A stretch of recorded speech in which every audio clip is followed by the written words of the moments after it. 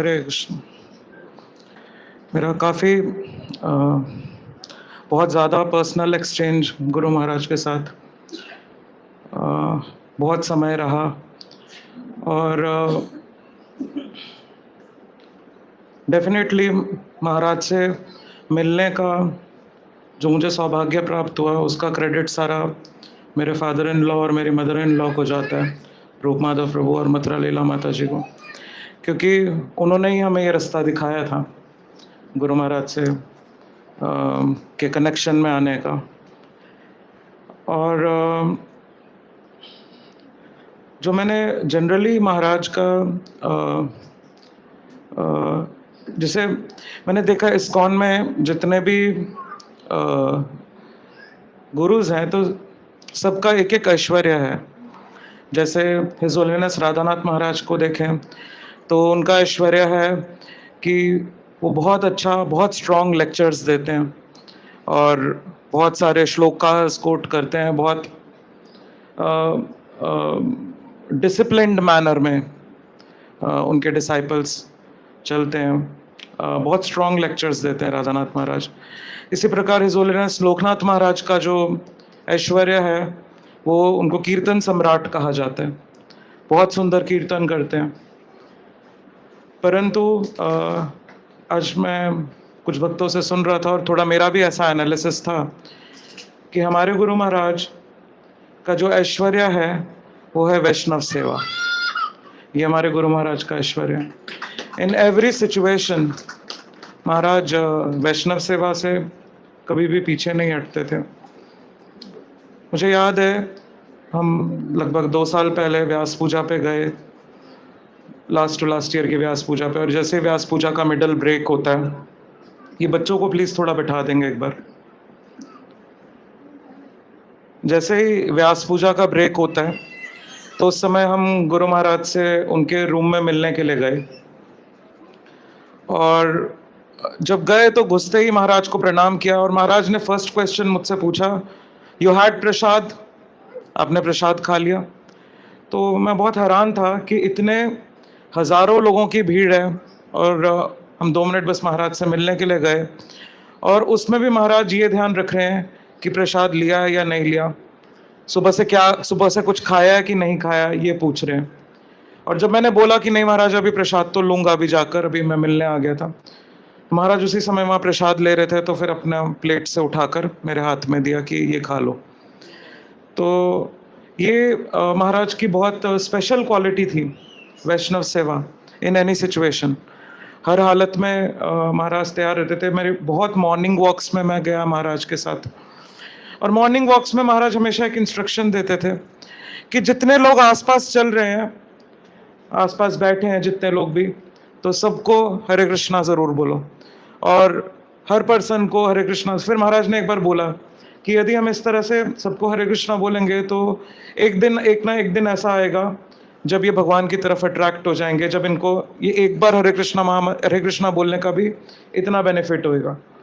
तो हमेशा इस बात का महाराज ध्यान रखते थे। जब मॉर्निंग वॉक से वापस आते थे तो वापस आते ही मैं हमेशा महाराज जैसे ही रूम में एंटर करने लगते थे, जितनी बार भी मैं मॉर्निंग वॉक, तो मैंने हैबिट बनाया हुआ था महाराज के शूज खोलने होते थे, मैं जल्दी से बैठ जाता था शूज खोलने के लिए, और जितनी बार शूज खोलने के लिए बैठता था उतनी बार महाराज मुझे बोलते थे, don't do this, I feel embarrassed. हमेशा पता नहीं क्यों हमेशा ऐसे बोलते थे, don't do this, I feel embarrassed, don't do this. पर मैं हमेशा फिर भी जबरदस्ती, महाराज नहीं मुझे ये सेवा करने दीजिए, और फिर वो शूज खोलता था मैं, और महाराज अपने रूम में जाते थे। लगभग मेरी दीक्षा 2011 में हुई थी, तो हरिनाम दीक्षा जो है, तो अराउंड 2009 से जब भी महाराज मुझे बोलते थे, मुझे मिलते थे, मतलब मिलते तो बहुत पहले से थे, बट 2009 के बाद मैंने ये ऑब्जर्व किया, जब भी महाराज मिलते थे तो मुझे बोलते थे, यंग मैन बोलते थे उस टाइम जब तक दीक्षा नहीं हुआ था। दीक्षा के बाद मदन रूप बोलना शुरू कर दिया था, तो पहले यंग मैन बोलते थे, जब भी मिलते थे बोलते थे, young man you should take initiation and you should start preaching. हमेशा यही इंस्ट्रक्शन, एक ही इंस्ट्रक्शन मेरे को मिलता था कि तो मैं ये सोचता था कि क्योंकि मतलब उस टाइम तक ना कोई मैं टीचर था, तो मैं ये सोचता था, हमेशा सोचता था इस चीज को कि महाराज मुझे क्यों बोलते प्रीचिंग करने की, क्योंकि प्रीचिंग में तो टीचिंग का काम होगा, कुछ क्लासेस देनी पड़ेंगी, कुछ, एंड मुझे तो ये सब आता नहीं है। तो जबकि मैंने जो एक्चुअली में मैंने पढ़ाना शुरू किया वो तो 2014 में पढ़ाना शुरू किया, मेरा प्रोफेशन जो टीचिंग का अडॉप्ट किया मैंने 2014 में। बट महाराज इतने दूरदर्शी, महाराज को आई डोंट नो समहाउ ये हमेशा से दिखता था कि मैं टीचर बन सकता हूँ। तो और कोई इतना इंटरेक्शन भी नहीं था 2009 तक कि महाराज को ऐसा कुछ दिखे। और 2009 से मुझे महाराज ने ये बात बोलना शुरू किया था, you should take initiation and you should start preaching. तो मैं कभी इस बात को ज़्यादा ध्यान नहीं देता था, बस सुनता था, हाँ जी बोलता था। और 2011 में फिर दीक्षा हुआ। दीक्षा होने के बाद समहाउ मैं कुछ ऐसी भी सिचुएशन थी कि मैं कुछ डेविएटेड फिलॉसफी में पढ़ा हुआ था। जनरली उस सेक्ट में प्रीचिंग को डिस्करेज किया जाता था कि प्रीचिंग नहीं करना है, जबकि मैं देखता था कॉन्ट्राडिक्शन है हमेशा। महाराज जो बोल रहे हैं, महाराज मुझे कह रहे हैं you should start preaching immediately. और जब मैं उस सेक्ट में जहाँ पे मेरे काउंसलर्स वगैरह थे, मैं उनसे बात करता था तो वो मेरे को डिमोटिवेट कर देते थे कि ये नहीं करना है, this is not for you. तो मैं हमेशा इस असमंजस में पड़ा रहता था। तो एक बार गुरु महाराज को फिर जब भी मिलते थे तो एक ही बात होता था महाराज, हमेशा एक ही point, you should start preaching. हमेशा एक ही पॉइंट पे मेरी महाराज से बात होती थी, इसके अलावा मुझे कुछ बोलते ही नहीं थे। तो समवेयर 2018 में मैं एक बार महाराज की गाड़ी चला रहा था, तो लुधियाना जा रहे थे हम, तो महाराज मेरे साथ वाले सीट पे बैठे थे। तो महाराज ने मुझे उस टाइम फर्स्ट टाइम बहुत स्ट्रॉन्ग वर्ड्स में बोला, चूड़ियाँ पहन कर बैठे हो, ये वर्ड्स यूज़ किए महाराज ने। तो मैंने महाराज को बोला, मैंने फिर उस टाइम फर्स्ट टाइम महाराज को बताया, मैंने कहा महाराज you say that I should preach, I should tell people about Krishna, but when I talk to my counselors, they don't allow for that. So there is a contradiction. What should I do? महाराज ने पूछा मुझसे कौन है counsellor, कौन है, तो मैंने बताया। तो महाराज ने बोला नहीं, ये फिलॉसफी सही नहीं है और तुम्हें इस फिलॉसफी से बाहर निकलना चाहिए और इमीडिएटली प्रीचिंग स्टार्ट करूं। तो फिर समहाउ मैं वापस आया 2018 में, चंडीगढ़ वापस आया महाराज को जब लुधियाना ड्रॉप करके। मैंने जो मेरे काउंसलर थे उनको बताया इन गुड फेथ कि महाराज ऐसा बोलते हैं कि भाई you should do preaching and you should not. तो मुझे उस टाइम फिर थोड़ा सा घुमा दिया ये कह के कि यहाँ पे प्रीचिंग का मतलब इंटरनल प्रीचिंग है, खुद को प्रीचिंग करो, खुद शुद्ध भक्त बनो। यहाँ पे प्रीचिंग का मतलब एक्सटर्नल प्रीचिंग नहीं है।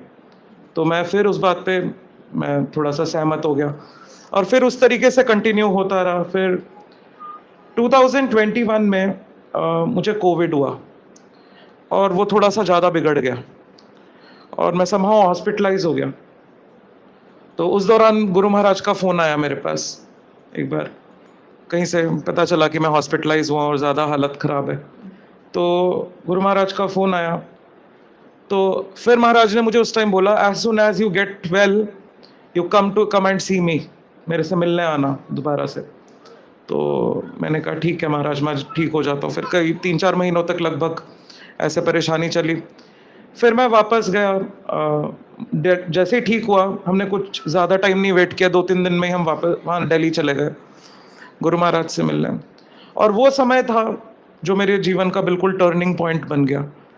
आई थिंक 2021 वो मेरे जीवन का टर्निंग पॉइंट। हालांकि दीक्षा हुए बहुत साल हो गए थे, पर मैं कुछ खास मूवमेंट में सिग्निफिकेंट कंट्रीब्यूशन नहीं दे रहा था। तो महाराज से मेरी वाइफ ने प्रश्न पूछा कि महाराज एक पर्सन चाहिए जो हमें भगवत धाम वापस ले जा पाए। हम तो ऐसा समझते हैं कि वो पर्सन काउंसलर है। महाराज वो कौन हमारी रिस्पॉन्सिबिलिटी लेगा? महाराज ने उसी समय मेरी वाइफ को जवाब दिया, एग्जैक्ट वर्ड्स में ये बोला, I will take you back to Godhead. ये महाराज ने उस टाइम स्टेटमेंट बोला, you should go and serve, I take the responsibility of taking you back to Godhead. और उस समय मेरे हृदय में बहुत कन्विक्शन आ गया कि now I have to follow. और लगभग उस 2021 की मीटिंग से पहले ही 2019 में गुरु महाराज ने 19 में ना गुरु महाराज ने मुझे नाम प्रेम प्रभु से फर्स्ट टाइम मिलाया था, इसी रूम में, मीटिंग रूम में। और उस टाइम गुरु महाराज ने बोला था, नाम Prem Prabhu is a very nice person, he is a presidential awardee, ऐसे क्वालिफिकेशन वगैरह बताया महाराज। I think you should serve with him ये महाराज ने मुझे बोला। मैंने कहा यस महाराज आई विल ट्राई, बट उस टाइम भी मैं अपने काउंसलर्स के थोड़ा इन्फ्लुएंस में था। नाम प्रेम प्रभु हमेशा मेरे फादर इन लॉ को फोन करते थे कि वो बात ही नहीं करता है, उसको तो महाराज ने मेरे साथ सेवा करने बोला है। और रूप माधव प्रभु मेरे को मैसेज कन्वे करते थे, मैं आगे अपने काउंसलर्स को मैसेज कन्वे करता था, और फिर वो मेरे को बोलते थे कि चलो रहने दो, फिर मैं बात नहीं करता था। फिर ऐसे चलता रहा। जब 2021 में इस प्रकार से कोविड हुआ, ऐसे 2 साल तक ऐसे ये जद्दोजहद चली। फिर 2021 में जब मैं महाराज के पास गया, दिल्ली मिला, और महाराज ने उस टाइम बोला no you should preach, that is the correct philosophy, you should tell people about Krishna. मैंने कहा महाराज I am not that good at standards.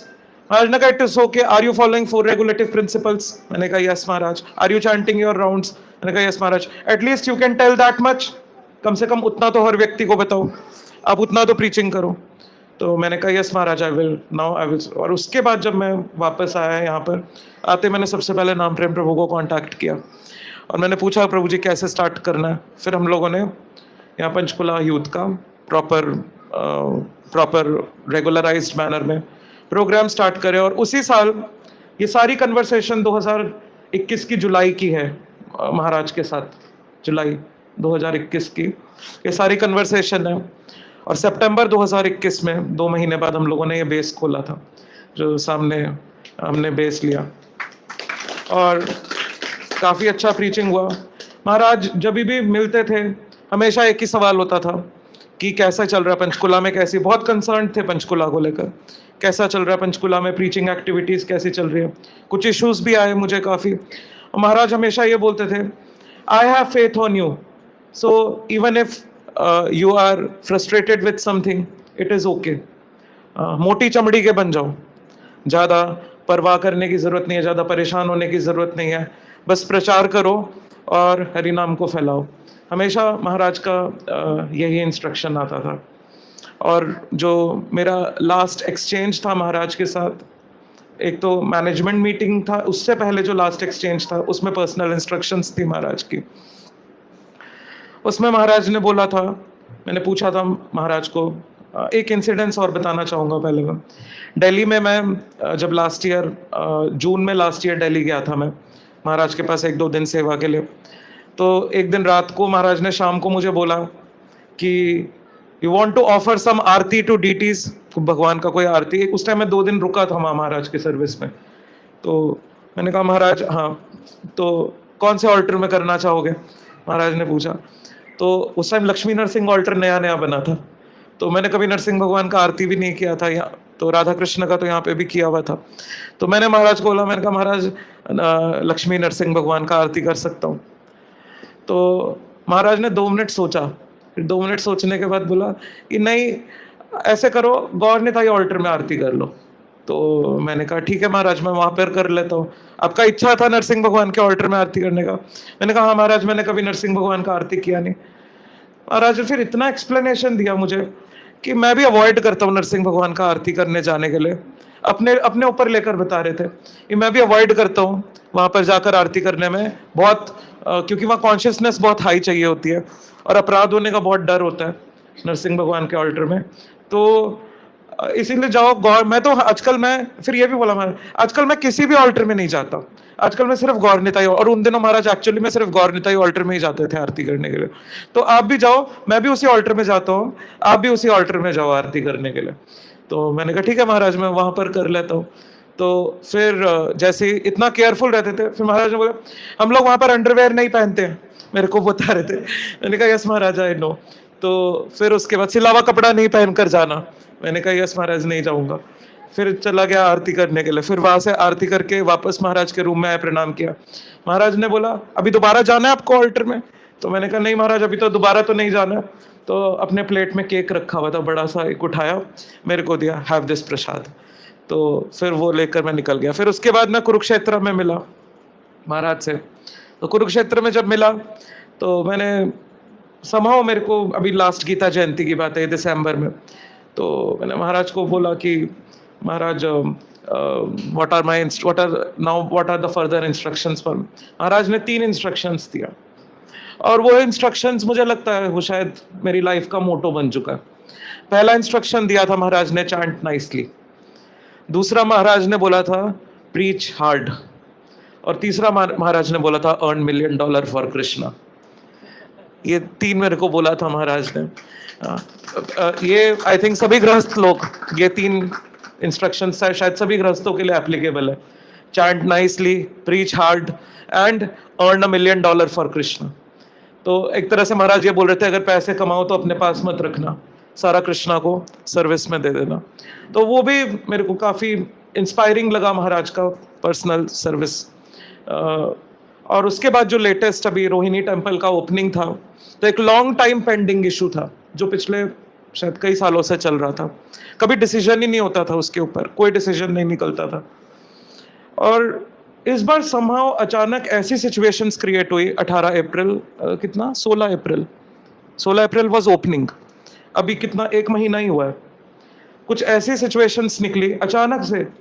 महाराज ने अभी शरीर छोड़ा, उसके 20 दिन के बाद ही महाराज ने शरीर छोड़ा। 16 अप्रैल को मैं गया रोहिणी टेम्पल ओपनिंग में। 17 और 18 अप्रैल 2 दिन लंबी लंबी मीटिंग्स चली उस डिस्कशन के ऊपर और डिसीजन हो गया। तो हम लोग एक अंदर से तो ये खुश हो रहे थे कि ये लॉन्ग टाइम पेंडिंग इशू था, अचानक से डिसीजन हो गया। पर ये नहीं समझ पाए कि शायद ये डिसीजन इसलिए हो रहा है क्योंकि अब महाराज जाएंगे 20 दिनों के अंदर अंदर ही लेफ्ट। तो बहुत परेशानी है इस चीज़ का कि महाराज का वापू एसोसिएशन चला गया। मैंने कुछ लाइंस लिखी थी महाराज के लिए, तो मैं वो पढ़ना चाहूँगा। ये इंग्लिश में, मुझे मेरी हिंदी ज़्यादा अच्छी नहीं है। Obstinate mind attracted me to material plots, but your love for Prabhupada inspired me a lot. Have seen you serving Prabhupada day and night. I await the day when I serve that bright. My attachment makes material world lawful. You made me understand it's stinking and awful. My attitude is not at all wise. Your mercy has the power to open my eyes. I promise, Maharaj, that your will is my life. Bereft of your Vapu, your Vani will keep me alive. Sincerest prayers I offer to Shadbhuj Gauranga Dev. Beseech Guru Maharaj's Vapu Sangh again someday. His Holiness Gopal Krishna Goswami Maharaj Srila Bhagavad Pad ki